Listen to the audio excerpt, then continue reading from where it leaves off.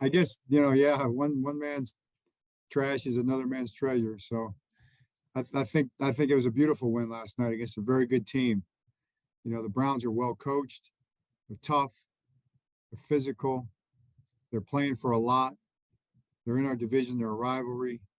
They're very talented, excellent schemes. They had a really good game plan. So to come out of there with a win was a beautiful thing. Jerry Coleman. Hey, Coach, was there a point in time last night where I was watching via television where I thought I had seen you with the play call card during the first half and then didn't see it in the second half? Were you involved with some of the play calling in the early parts? No, that helps me follow along with the play calling, but I don't get involved with specific play calls on offense. Well, I'd never say never, but specifically, G-Roll does a great job of that, and I trust him completely. As a quick follow-up, too, have you identified when Calais Campbell, or have you announced when he actually was concussed, Coach?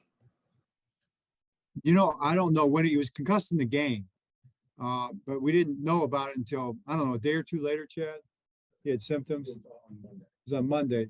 Symptoms popped up on Monday. They were considered mild on Monday, but they just never cleared. So, but it happened in the game at some point in time. I'm not sure when. Calais maybe could let you know that. He might not even remember because he didn't feel anything until Sunday or Monday when the symptoms came up, when it was reported.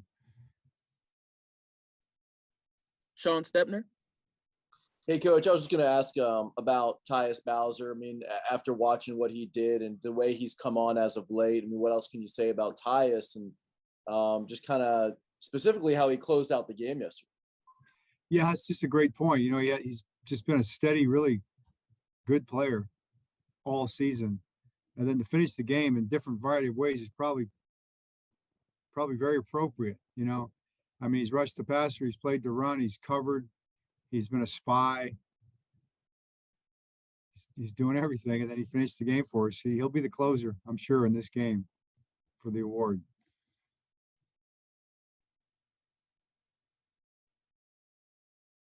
Childs Walker. Hey, John, we didn't get to ask you last night. Did you come out of the game relatively healthy? Were there any other injuries that popped up? And have you heard any more about Patrick Queen's rib? Is that something that could linger? It's not something that should linger. As far as I know, there's nothing serious at this point. But the way this season has gone and things have popped up late, let's not say anything definitive yet that way, but we look okay. Jeff Sarebet.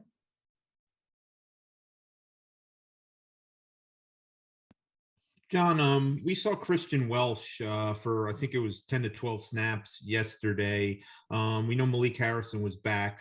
Was it just a matter of, look, he's practicing well and let's give him an opportunity? What kind of went into his most advanced role of his career? It really is. I mean, we wanted to start spreading the snaps out and around a little bit, and he's really been developing well. Malik is obviously still in the conversation, but he was just back, hasn't practiced for 3 weeks. And then we're also, as was mentioned last week, I think it was asked and I confirmed that Malik is working on the outside a little bit more now also in practice. So sure, Christian figures to maybe figure in more and more as we go. He's doing a nice job. Mark Viviano. Hey, John, I know your focus is on preparing each week. Do you give yourself a chance to look around at the league and what many describe as one of the most unpredictable years in this league? Do you concur with that? Do you get a chance to look at it in any lens like that? Yeah, I mean, sure. It sure seems like it, just watching the games and the scores. I really don't see too many games except for on tape. So I'll go back and watch a lot of games on tape. That's what we do. But just the scores and the standings and from one week to the next, what happens is sometimes shocking, and it shouldn't be because, we've seen this league and we kind of know how it works and we know how even it is. I'll say to Ozzie something like that, and he'll basically just smile and look at me and he'll say exactly how they want it. That's how they planned it, so it's the way the league is built, to make everybody very competitive. So that's what makes it so much fun, I guess. Cordell Woodland.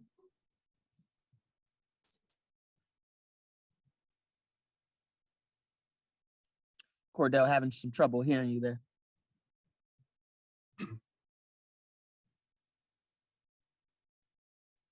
We'll go to Jerry Coleman. We'll come back to Cordell. Coach, news came down today about Mike McCarthy testing positive for COVID. He's not the first coach.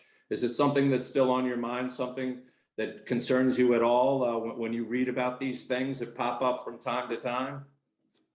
I know I don't want to test positive. I can tell you that. Does anybody? No. You know, I'm praying about it.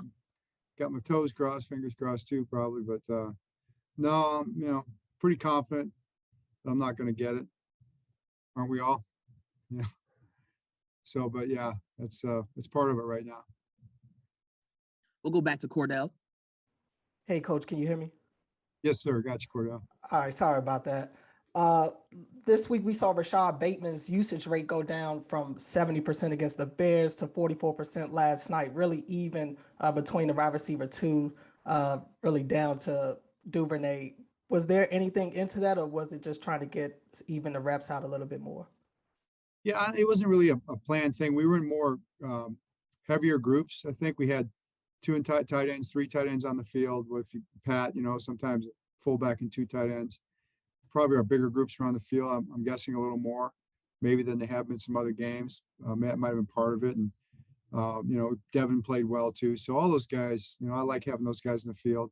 Had Sammy and Marquise back. You know, it hasn't been too often that we've had, you know, all of our receivers, you know, healthy either of those four guys. So five guys. So probably all part of it. Kevin Richardson.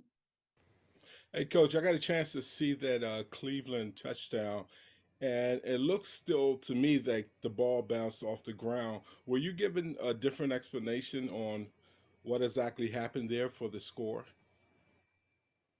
Right. They said it wasn't definitive. That's what they said, that it wasn't definitive enough to overturn. Go back to Childs Walker. Hey, John, we saw that Nick Boyle only ended up playing 10 snaps. Did he have any trouble with his knee in the game, or was that just sort of the way the game plan shook out? Yeah, you know, I think it's part of both. You know, he's still coming back.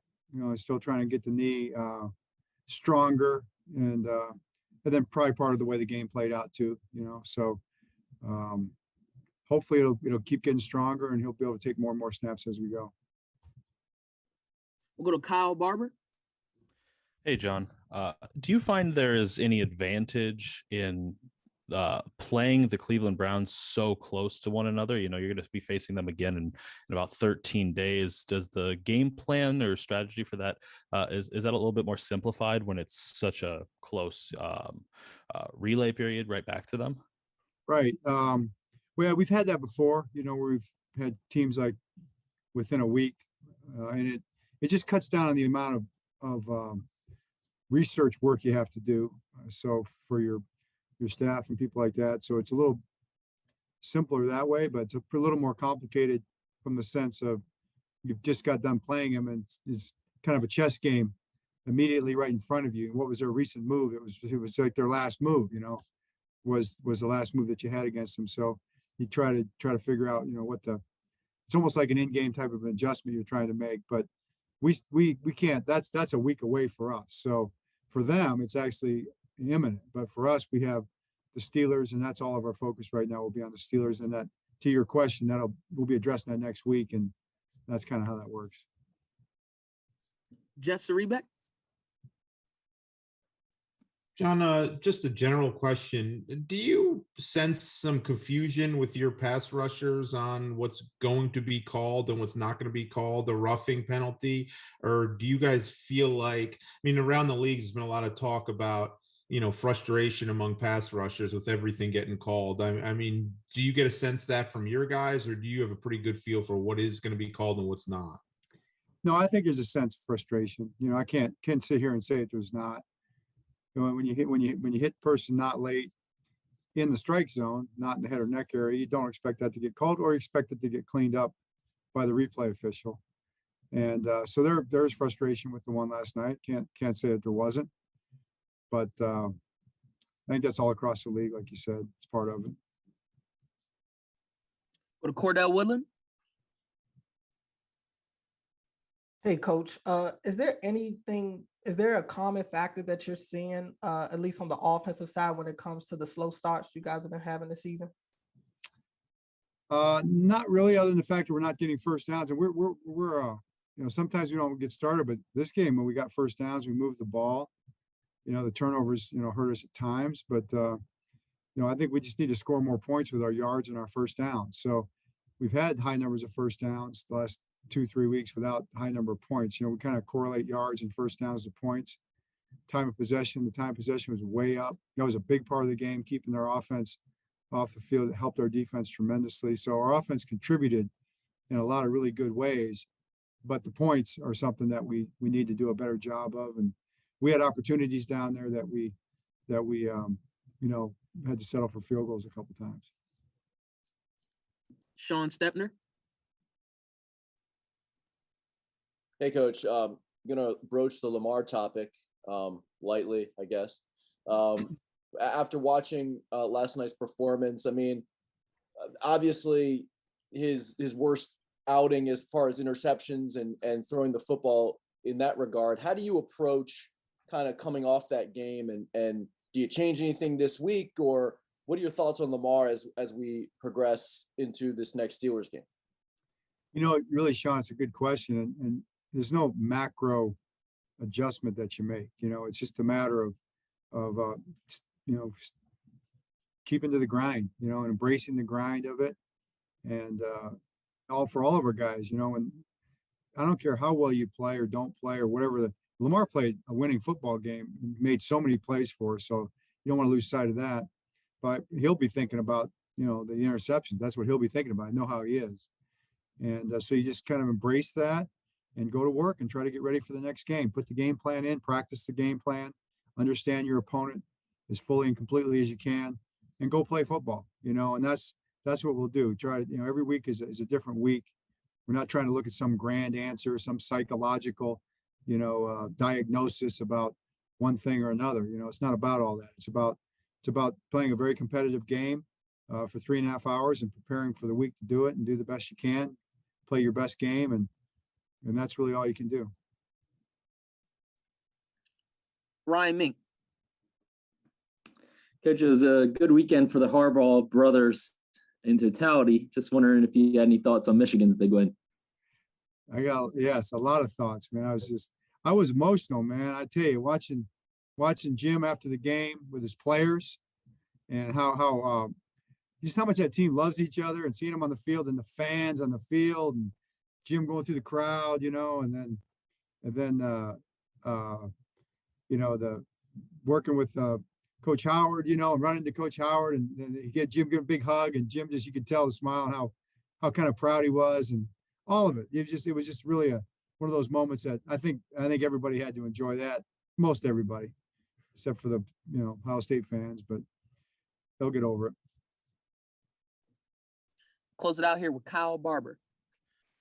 John, when you watch Patrick Queen have a game like last night where he's flying to the football, suffers a rib injury, has to leave the game, comes back in, makes some more plays.